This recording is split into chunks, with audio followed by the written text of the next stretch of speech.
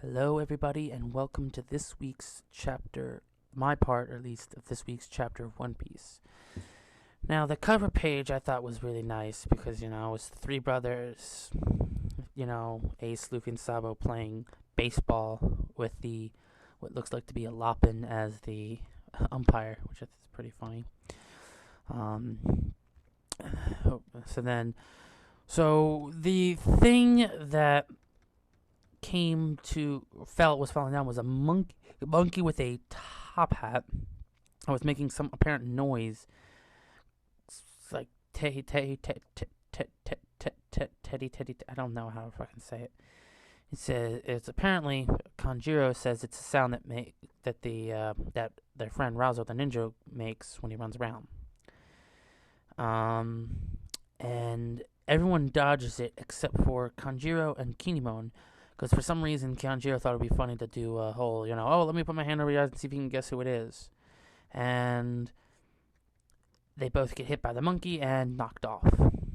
Thankfully, they don't get hurt and don't fall into the ocean.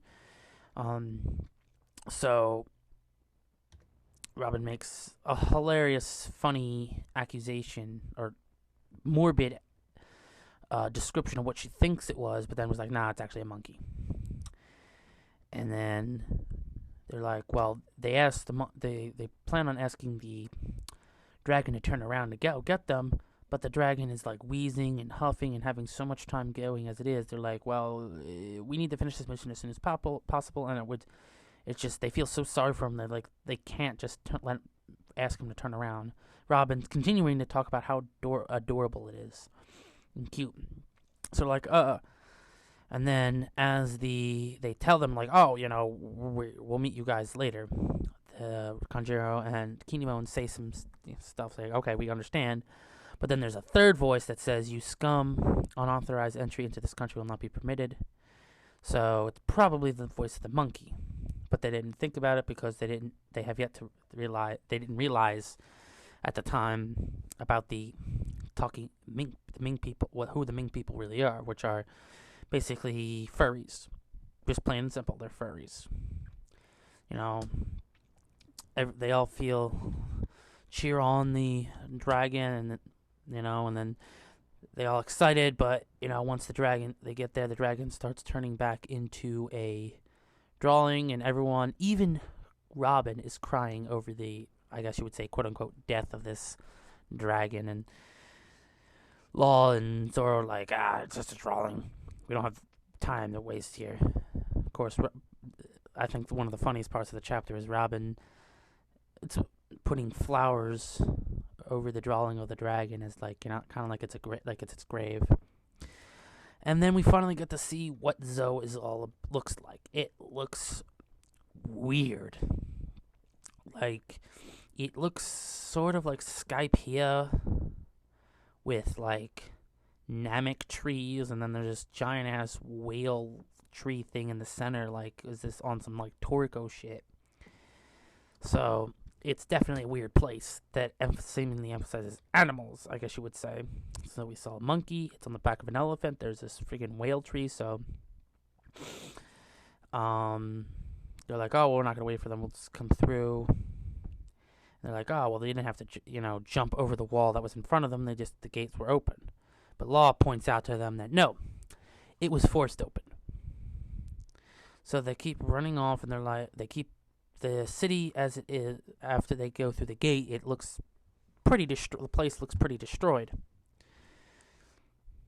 Of course, they're like, oh, we must tread lightly. And everyone's like already has their weapons at the ready. And then we see this girl looking at the group through what looks like to be binoculars, I guess. I don't know. And of course, Luffy's running around yelling out for Sanji, Nami, Chopper, and Brook. And then he can't remember Caesar's name, so he's just like, Gas Guy. Or Gas whatever, depending on what translation you read.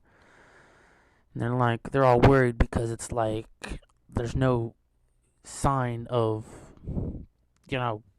struggle or traditional weapons like gunpowder or gas. So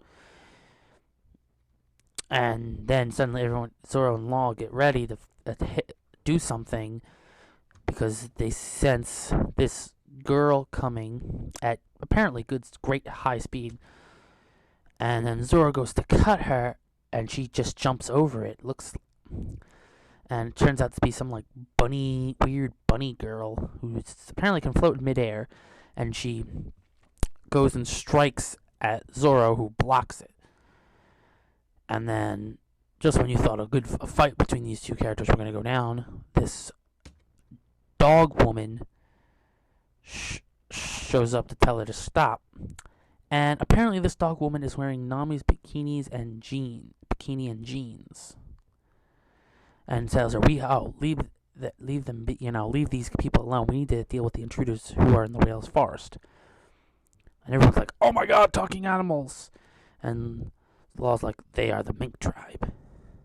But we're all fascinated. Like, the thing that gets people's attention is the fact that this dog woman is wearing Nami's clothes. It's like, what the hell is going on? She even looks sort of like Nami. It's like weird as shit. So so far, this place is weird. It's probably one of the weirdest places they've been to so far.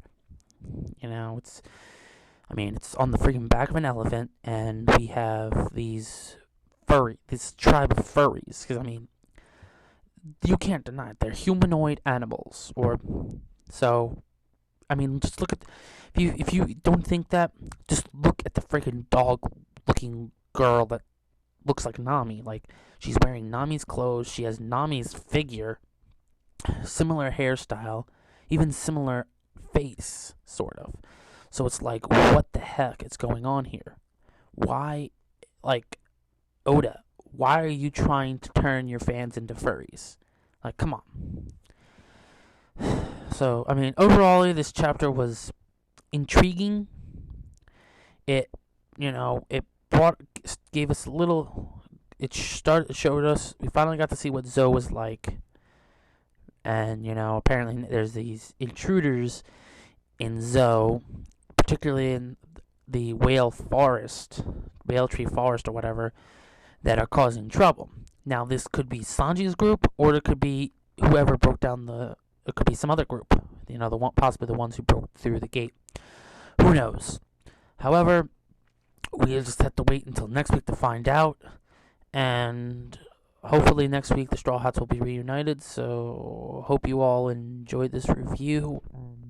Hope to see you all next week. Join in the hype, because One Piece is getting really hype right now.